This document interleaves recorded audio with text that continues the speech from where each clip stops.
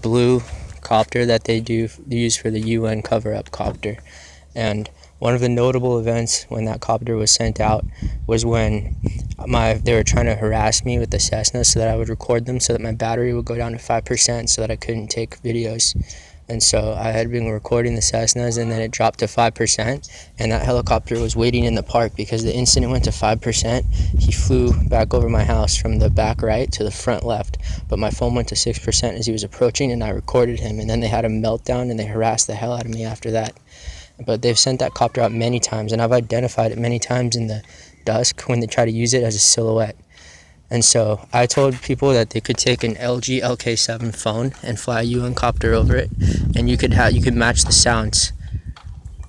And so I guess someone did that because this was tuned different. I've heard this helicopter many times, and now this time it sounded different. It sounded a little like stronger, heavier, a little more like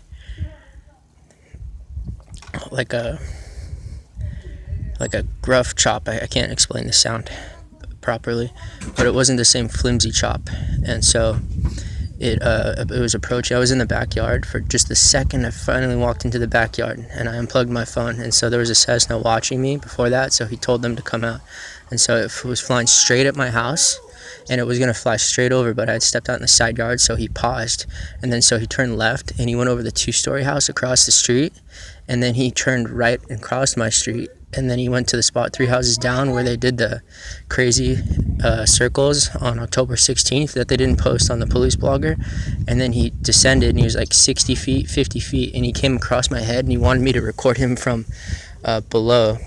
So I turned my phone down towards the ground when he went perfectly over me, and if I tried to run, I started to try to juke him, and he was trying to stay on top of me, so I didn't do that. So I pointed the phone down, but I was looking at the copter, and the back compartment was opened up. So the engine compartment was open so that it would rattle differently. Like I could see all the engine parts in the back of it. And here it comes again.